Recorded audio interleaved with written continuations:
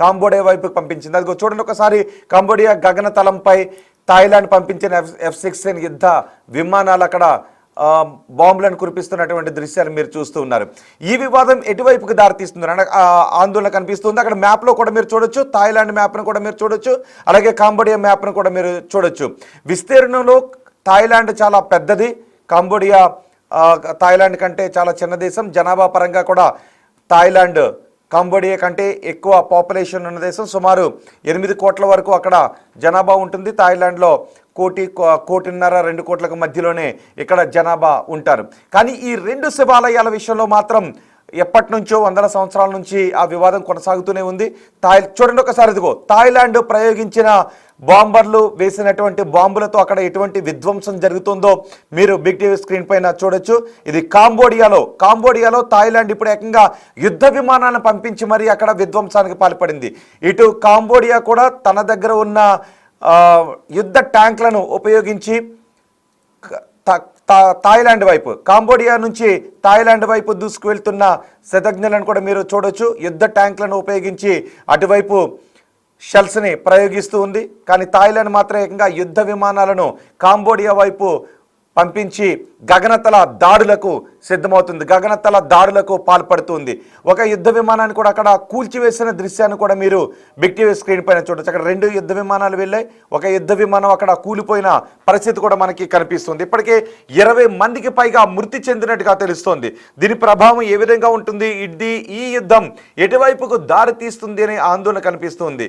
మా assistant editor Ramdas ఉన్నారు పూర్తి సమాచారం అందించడానికి. రామ్దాస్, 2 శివాలయాల విషయంలో కాంబోడియా థాయిలాండ్ మధ్య ఎప్పటి నుంచో విభేదాలు ఉన్నాయి. కానీ అంతర్జాతీయ న్యాయస్థానం జోక్యంతో వివాదం సద్దుమణిగినట్టు కనిపించిన అడపాదడపా ఎప్పుడో ఒకప్పుడు ఇరు దేశాల మధ్య యుద్ధ వాతావరణం చోటు చేసుకుంటూనే ఉంది. ఇప్పుడు తాజాగా చోటు చేసుకున్న యుద్ధ వాతావరణానికి కారణం ఏంటి, ఇది ఎటువంటి పరిణామాలకు దారితీసే అవకాశాలు కనిపిస్తూ ఉన్నాయి?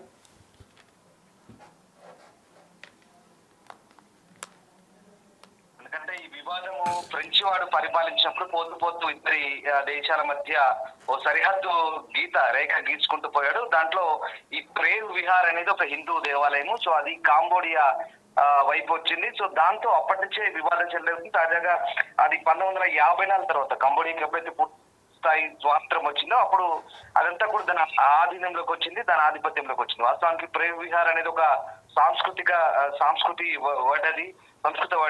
సో వాస్తవానికి కంబోడియా, థాయిలాండ్ లో కూడా హిందూ మత ప్రభావం ఎక్కువగా ఉంటుంది. అయితే ఈ సరిహద్దు వివాదమే ఇప్పుడు చిలికి గాలివానగా మాత్రం 2008లో కూడా ఒకసారి దీని గురించి అప్పుడు కంబోడియాలో ఉన్న దేవాలయానికి సంబంధించినటువంటి రాళ్లు పడగొట్టారంటూ థాయిలాండ్ పై ఆరోపణలు వచ్చాయి. 2011లో గూగుల్ మ్యాప్స్ కూడా వాళ్ళు ఫిర్యాదు చేయడం జరిగింది. తర్వాత ఇదంతా కూడా నడుస్తోంది. అప్పుడు అంతర్జాతీయ న్యాయస్థానం జోక్యం చేసుకొని కూడా కంబోడియా వైపే తీర్పిచ్చినప్పటికీ కూడా థాయిలాండ్ ఈ విషయాన్ని ఒప్పుకోవట్లేదు. కానీ తాజాగా ఇది ఎప్పటి నుంచో ఘర్షణ చెందుతున్నాయి. పోయిన మేలో ఒక సైనికుడిని చంపారు ఇక్కడ కంబోడియా వాళ్ళు, థాయిలాండ్ సైనికుడిని చంపడంతో ఘర్షణ మరింత ముదిరిన పరిస్థితి కనబడుతుంది. ఇప్పుడు తాజాగా ఈ వివాదం మరింత ముదిరింది. ఉదయం 7:30 ఇటు కంబోడియా వైపు నుంచి తొలుత థాయిలాండ్ వైపు కాల్పులు జరిగాయి. BM-1 గ్రెనేడ్ రాకెట్ లాంచర్లతో దాడులు జరిపారంటూ థాయిలాండ్ ఆరోపిస్తుంది. కాదు థాయిలాండే మొదట అక్కడ నుంచి యుద్ధం జరిపారు. F-16 ఫైటర్ జెట్లతో తమపై విరుచుకుపడ్డారంటూ కంబోడియా ఆరోపిస్తుంది. అంటే ఒకరిపై ఒకరు పరస్పర ఆరోపణలు చేసుకుంటారు. సో ఓవరాల్ గా ప్రస్తుతానికి 12 మంది చనిపోయినట్టుగా చెప్తున్నారు. సరిహద్దు ప్రాంతాల్లో థాయిలాండ్ వైపు ఉన్నటువంటి ఆసుపత్రి, ఒక స్కూలు, ఈ ప్రాంతంలో కొంతమంది చిన్న పిల్లలు కూడా మరణించినట్టుగా తెలుస్తోంది. సో మొత్తం మీద ఇరు దేశాల మధ్య ఉద్రిక్తలు అయితే చెలరేగుతున్న నేపథ్యంలో మరొకసారి ఈ ఆగ్నేయాసియాలో కొత్త యుద్ధం ప్రారంభమైంది. రోహిత్, మనకు తెలిసిందే రష్యా ఉక్రెయిన్ యుద్ధం చూస్తున్నాం, ఇజ్రాయెల్ ఇరాన్ చూస్తున్నాం, ఇజ్రాయెల్ హమాస్, తర్వాత ఇప్పుడు ఇండియా పాకిస్తాన్ దక్షిణాసియాలో, తాజాగా ఇప్పుడు ఆగ్నేయాసియాలో మరొక యుద్ధం. ఇప్పుడు 2 ఆసియా దేశాల మధ్య యుద్ధం జరుగుతుంది. ఇది ఒక రకంగా ప్రస్తుతానికైతే పరిస్థితి సర్దుమణిగినప్పటికీ నివురు గబ్బర నిప్పులాగానే కనబడుతోంది. యుద్ధ వాతావరణం అయితే ఇంకా చల్లన్నట్టుగా కనబడలేదు. థాయిలాండ్ కంబోడియా మధ్య చాలా సంవత్సరాలు కొనసాగుతున్న ఈ సరిహద్దు వివాదం అయితే మళ్ళీ తీవ్రమైంది. సో 2 దేశాల మధ్య సరిహద్దుల కాల్పుల్లో థాయిలాండ్ వైమానిక దళం కంబోడియాలోని 2 వైమానిక స్థావరాలపై దాడి చేసింది.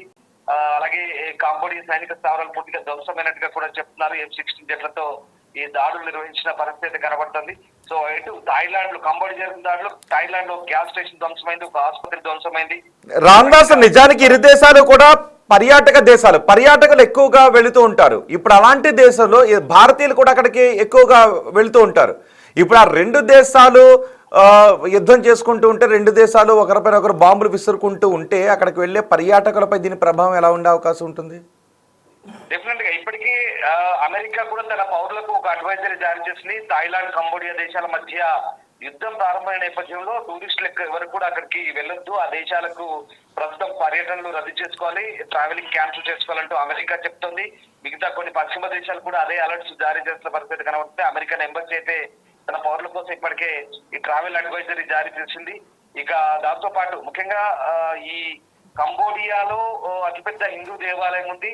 అలాగే మరోవైపు ఇటు థాయిలాండ్ లో ఇటు పుకెట్ కావచ్చు, బ్యాంకాక్ కావచ్చు, బీచ్లు అన్ని కూడా చాలా ప్రపంచ ప్రసిద్ధిగాంచిన పర్యాటక ప్రాంతాలు. ఈ రెండు ప్రాంతాలకు కూడా ఎక్కువ మంది వెళ్తుంటారు. కానీ ఇది సరిహద్దులో జరుగుతున్న యుద్ధం. కానీ సెంట్రల్ థాయిలాండ్ లో అయితే ప్రస్తుతానికి ఎలాంటి ఎఫెక్ట్ లేదు. అలాగే కాంబోడియాలోని మిగతా ప్రాంతాలకు కూడా ఎఫెక్ట్ అయితే లేదు. కానీ సరిహద్దులు జరుగుతున్న వివాద నేపథ్యంలో ఇది ఎటు రూపుదాల్చుకోబోతుంది, ఒకవేళ యుద్ధంగా పరిణమిస్తే కనుక ఖచ్చితంగా ఇబ్బందికర పరిస్థితులు ఉంటాయన్న నేపథ్యంలో ఆయా దేశాలకు ఇప్పటికే అటు వెళ్ళొద్దని సూచిస్తున్న పరిస్థితి కనబడుతుంది. సో ఏదేమైనా ఇటు థాయిలాండ్, అటు కంబోడియా ఈ రెండు దేశాలు కూడా పరస్పరం యుద్ధం చేసుకుంటున్న ఈ నేపథ్యంలో మరొకసారి ఆగ్నేయ ఆసియాలో ఈ రెండు దేశాల మధ్య మరి ఉద్రిక్తత అంటే ఈ రెండు దేశాల యుద్ధ వాతావరణం విషయంలో మిగిలిన దేశాలు ఎవరికైనా సపోర్ట్ చేసే విధంగా ఏమైనా కనిపిస్తోందా? ఇప్పటికే రష్యా నుంచి కొనుగోలు చేసిన మైన్స్ని పేల్చారు, మా దేశంలో విధ్వంసం సృష్టించడానికి ఉపయోగించారు అని థాయిలాండ్ చెప్తూ ఉంది. కాంబోడియా రష్యా నుంచి కొనుగోలు చేసిన మైన్స్ని మా ప్లేస్లో ఉంచి విధ్వంసానికి పాల్పడ్డారు అని చెప్తోంది. అంటే ప్రత్యక్షంగా ఏ దేశాలు కూడా ఇప్పటి వరకు యుద్ధానికి సంబంధించి ప్రకటనలు అయితే చేయలేదు. కానీ పరోక్షంగా ఆయా దేశాలు వివిధ దేశాల నుంచి కొనుగోలు చేసినటువంటి ఆయుధ సామాగ్రిని అయితే వినియోగిస్తున్న పరిస్థితి కనబడుతుంది. ముఖ్యంగా ఈ రెండు దేశాల సరిహద్దు వివాదం వాస్తవంగా ఈ రెండు దేశాల మధ్య 817 కిలోమీటర్ల సరిహద్దు ఉంటుంది. సో ఆ 1907 అప్పుడు ఫ్రెంచ్ పాలన సందర్భంగా రూపొందించిన మ్యాప్ల కారణంగానే అదొక అస్పష్టమైనటువంటి సరిహద్దు రేఖ. ఇప్పుడు మనము ఒక ఉదాహరణ చెప్తాను. ఇప్పుడు పాకిస్తాన్, ఆఫ్ఘనిస్తాన్ మధ్య కూడా ఇలాంటి గొడవే. అప్పుడు కూడా బ్రిటిష్ వాడు పరిపాలించి పోతూ డ్యూరాండ్ లైన్ అంటే ఒక గీత గీసిపోయాడు ఆ కొండల మధ్య. పాకిస్తాన్ లో కొండల మధ్య గీత గీసిపోయిన సందర్భంలో అప్పుడు ఇలాంటి గొడవ ఖైబర్ పఖ్తూన్ఖ్వా ప్రాంతంలో. సో అక్కడ అదే సరిహద్దు వివాదం. మన ఇండియా, పాకిస్తాన్ కూడా ఇలాంటి సరిహద్దు వివాదాలే. తాజాగా ఈ థాయిలాండ్, కంబోడియా కూడా ఫ్రెంచ్ వాళ్ళు గీసిన సరిహద్దు గీత వల్ల దీర్ఘకాలిక వివాదం అయితే కొనసాగుతోంది. సో ప్రస్తుతానికి అంటే ఈ ప్రేమ్ విహార్ ఏదైతే ఉందో టెంపుల్, ఆ పురాతన ఖైర్ ఆలయం చుట్టూ అయితే ప్రస్తుతం అక్కడే సెంట్రిక్ గా ఇదంతా పరస్పరం దాడులు జరుగుతున్న పరిస్థితి కనబడుతుంది. ఇక్కడ సురిన్ ప్రావిన్స్, అలాగే ఒడ్డార్ మించి ప్రావిన్స్ కంబోడియాలో సరిహద్దులో ఇక్కడ కొంత డ్యామేజ్ అయినట్టుగా తెలుస్తుంది. రెండు సైనికుల మధ్య భారీ ఆర్టిలరీ గన్స్, రాకెట్ లాంచర్లతో BM-21 రాకెట్ లాంచర్లతో దాడి చేస్తున్నట్టు తెలుస్తుంది. థాయిలాండ్ సైన్యం అయితే కంబోడియా డ్రోన్లను గుర్తించి తర్వాత భారీ ఆయుధాలతో కూడిన కంబోడియన్ సైనికుల స్థావరాల వైపు ఏకంగా F-16 ఫైటర్ జెట్లతో దాడి చేసిన